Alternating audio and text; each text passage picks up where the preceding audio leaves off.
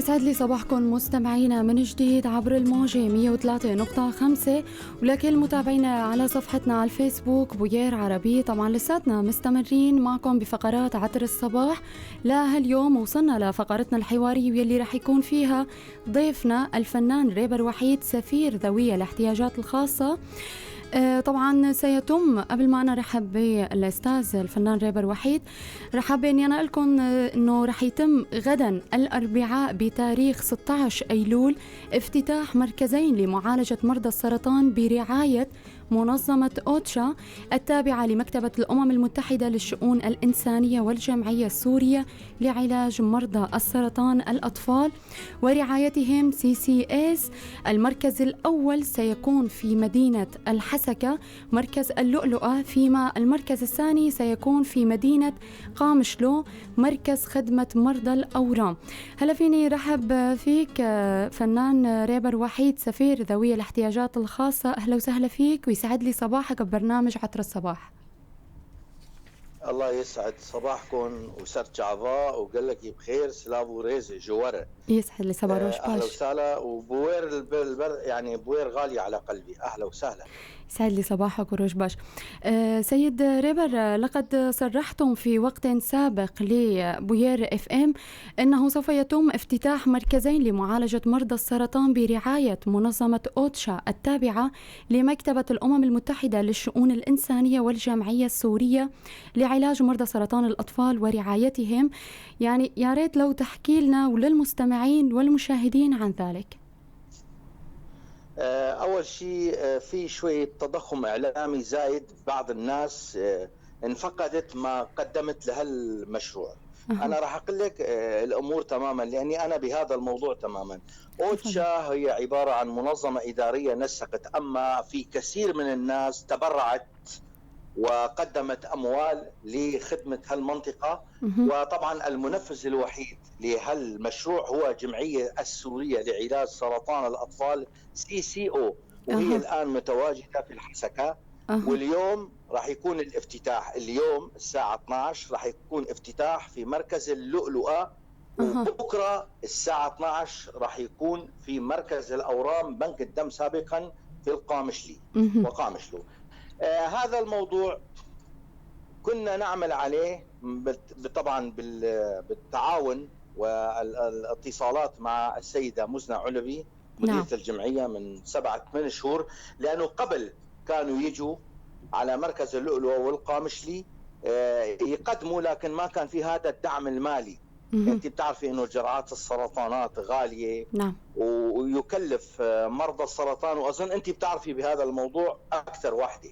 صح. فمرضى السرطان يعني عندهم تكاليف كثيرة، ومشكورة جدا جمعية علاج السرطان يلي قدمته، وصار في تنسيق ما بين الحكومة السورية ووزارة الشؤون الاجتماعية والعمل والصحة، وطبعا بين الإدارة الذاتية اللي كمان ما قصرت وقدمت خدمات للمنطقة. فهذا الموضوع نحن كنا فيه، وبالإضافة أنه نحن نسير الأمور، أمور البعثة، ونوعيهم، لأنه باعتبارهم هن مانن بالمنطقة وبعيدين عن البروتوكول هذا اللي عم يصير. لذلك كمان بدنا نوعي الناس أنه في مستغلين كثير أطباء، مع احترامي لمهنة الطب ومهنة بعض الناس أطباء أعشاب يعملوا أنه والله بدي أطيبك وبياخذ منه مصاري. فهذا الموضوع نحن اكتفينا عنه وقضينا عليه مثل ما بيقولوا لخدمة الناس، انه نحن همنا انه الناس ترتاح ويستمر هذا المركز ان شاء الله لعلاج مرضى السرطان، ونتمنى لهم الشفاء. فهذا الموضوع مو انا يعني اكثر الناس يفكروا انه انا اللي مولت وانا لا هذا الموضوع كثير ضخم، لكن لازم نذكر انه الناس كثير قدمت وساعدت وساهمت، ونحن جزء من المشروع يلي بيخدم الناس. نحن جزء متطوع نخدم هذا المشروع لخدمة الناس ولخدمة المنطقة، لأنه هذا أول مشروع يخدم المنطقة. وأنا بعرف إنه شو معنات إنه يعني مريض السرطان لما بده يجي بده طيران وبده إقامة وبده نعم. بلاوي، فأنت لما بتوفري عليه هالأمور بيرتاح نفسيا على الأقل. صح. وطبعا الأيادي البيضاء مشكورة لها كلها، يعني هدفنا سيدتي ليس البهورة والإعلام، لا، خدمة المنطقة والفعل. نعم. سيد ريبر، ذكرتم أيضا أنكم سوف تشرفون على المركزين، حبذا لو كمان تحكي لنا عن آلية هذا الإشراف كيف يكون؟ أولا أنا ماني مشرف طبي، لا، أنا أنسق ما بين جمعية.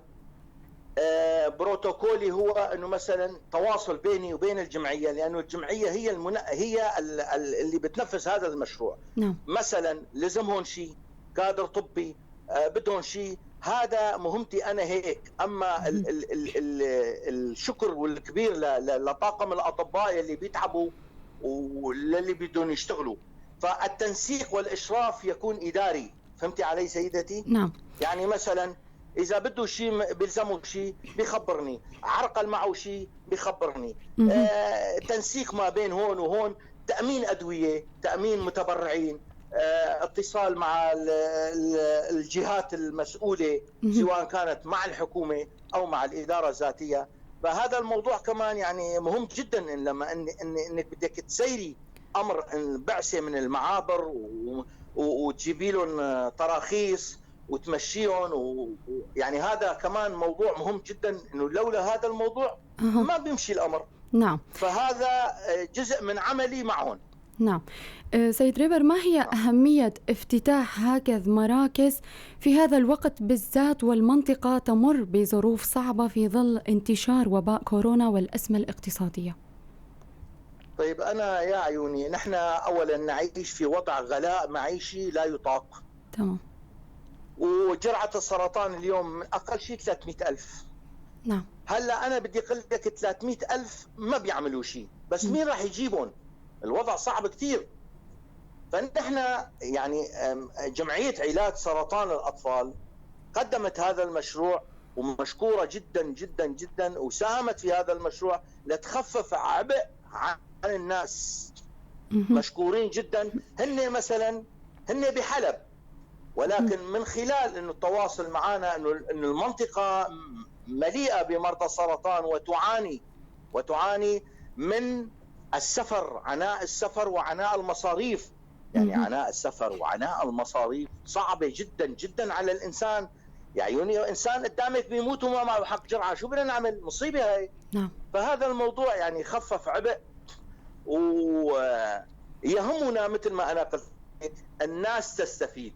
الناس تستفيد، ما بيهمنا البهورة. فلان بيقول لك والله أنا قدمت وأنا قدمت، هذا الموضوع يعني معيب. نحن يهمنا شغلة وحدة بس، الناس تستفيد، ونحن جنود مجهولون نقدم ما علينا. نعم. في خدمة علاج هالمرضى والله يشفيهم. سيد ريبر، كمان يا ريت لو تحكي لنا عن آلية التنسيق مع الإدارة الذاتية بشأن افتتاح المركزين. هلا هن جمعية علاج سرطان اتصلوا معي انه بهذا الموضوع. انا بصفتي سفير الاحتياجات الخاصة، وانا عضو شرف في جمعية علاج سرطان الأطفال. نعم. CO. حكيت مع الإدارة ومع مكتب منظمات، مشكورين جدا جدا جدا. الروتين، هذا الروتين يلي بيضل شهور عند الكثيرين، عملوا لي 3 ساعات. مشكورين كثير. نعم. لأنه عرفوا أنه الموضوع مهم جدا ويخدم المنطقة، والحمد لله تسيرت الأمور ومشكورة كثير، وقدمت التسهيلات كثير.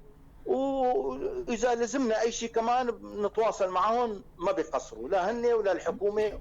يعني نحن قلت لك شغلة واحدة، هدفنا هو لا سياسي ولا حزبي ولا شيء. نقدم للناس. بعض الناس عملوها سياسيا مع احترامي لهم، يعني انه والله ليش هيك وليش هيك، ما بيصير الحكي هذا. نحن بهمنا، بيقول لك بدك العنب ولا قتل الناطور؟ يا عمي نحن بدنا العنب، نحن شو بدنا بالسياسة وشو بدنا بفلان وبعلتان. يعني حتى الأدوية كمان صار فيها صبغة سياسية. معيب هالشيء هذا سيدتي. نعم. نحن نقدم علاج لمرضى السرطان اللي الله يشفيهم، ما هن اللي هن بالأساس يعني لا حول ولا قوة إلا بالله. نعم. فهذا الموضوع الحمد لله توفقنا فيه من الجهتين. نعم. سيد ريبر، ما هي أهم الخدمات التي سوف يقدمها هذين المركزين لمرضى السرطان؟ هل يعني هي بس أهم الخدمات هن الجرعات. أولا ما في أشعة. عندنا ما في أشعة، لا ما في أشعة. في عندنا فحوص. في عندنا جرعات للكل، للأطفال للكبار. جميع الجرعات هي من الهند، ويعني مشكلة هندية وإيرانية. تعرفي أنت المركز جديد وبده تقنيات، ولكن أهم شيء الآن جميع المرضى يروحوا ياخذوا جرعة. هاي الجرعة نحن راح نوفر له إياها، يعني جمعية علاج سرطان الأطفال وفرت له إياها في الحسكة. يلي بيكون بالحسكة من بيته بيروح بيسجل دوره وبيقول له فلان يوم تعال، يلي من الضيعة كمان بيروح بيسجل دوره وبيقول له فلان يوم تعال، مثل الشام. بس ما بيدفع فلوس، ما بيدفع مصاري ولا تكاليف ولا أعباء. فهذا أهم خدمة هاي، إنه نحن في جرعات، يعني إنه في متوفرة الجرعات، والجرعات بدها برادات، وجايبين البرادات معهم البعثة. مشان شو؟ مشان الدواء ما يخرب، لأنه بعض الأطباء اللي ضميرهم، ما تزعلي مني، ما في ضمير، بيخلص مفعول هذا الدواء ويمكن يعطيه لهذا المريض ما بيروح فيها. فنحن الحمد لله رب العالمين مع البعثة ومع الكل خدمتنا أنه نساعد هالناس. نعم. سيد ريبر، هل مراكز في المنطقة سيغنى وجودها عن السفر إلى العاصمة دمشق لتلقي العلاج؟ لو تحكي لنا. نعم طبعا كان. ليش هذا الافتتاح الرسمي الآن برعاية المحافظ بالحسكة راح يتم افتتاح. هذا افتتاح رسمي، صار مركز رسمي، يعني خلاص ما له جمعية ليفتح. هذا مركز رسمي عن طريق وزارة الصحة والشؤون الاجتماعية والعمل، وبالمقابل كمان راح مركز رمسي في مناطق الإدارة الذاتية، لأنه أنت بتعرفي بقامشلو في إدارة ذاتية، ما في جميع المراكز الحكومية بالحسكة. نعم. عم تفهمي علي؟ نعم. فنحن يعني جمعية علاج سرطان الأطفال مقسمين الجروب إلى 2، قسم باللؤلؤة بالحسكة وقسم بمركز الأورام بالقامشلي، والله ييسر. الله يسر. بشأن المنظمات الداعمة لهالمشروع أستاذ ريبر، هناك نشاطات طبية أخرى تستهدف المنطقة؟ لا، الجماعة المنظمات الموجودين عندكم كلها مع احترامي لهم ما حدا دعم.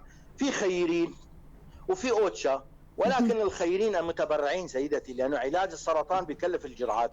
في ناس تجار تدفع مصاري، ونحن يعني جمعية علاج السرطان الأطفال بتجيب الجرعات، يعني عن طريق وزارة الشؤون الاجتماعية والعمل ووزارة الصحة. يعني هاي مرخصة يعني نظامية. حتى الحكومة كمان عم تساعدها من ناحية الجمارك ومن ناحية كذا ومن ناحية كذا ومن ناحية كذا. فهمتي علي؟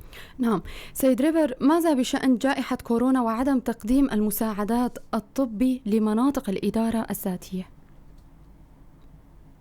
هلا جائحة كورونا معروفة عالميا أنه هي لعبة دولية، هي قريب صح، ولكن لعبة دولية. أنا ببشرك أنه بعد 2-3 راح يطالعوا قرار دولي يقولوا والله هذا عن قريب عادي وهذا الدواء تبعه، وبيكون أفلست الدول والشركات وتدمرت الدنيا وتعطلت الدنيا، والتأمين الصحي لهالكبار اللي راح 3 ماتوا بالخوف.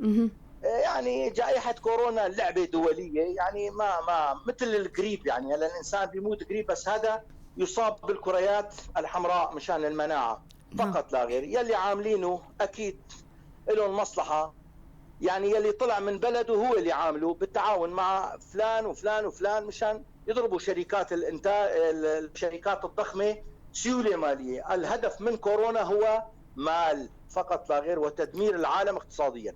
نعم. والله يفرج، ما يخوف حاله تبع الكورونا. يعني هذا يعني الإعلام، تضخم الإعلام بكورونا راح يموت يخوفوا.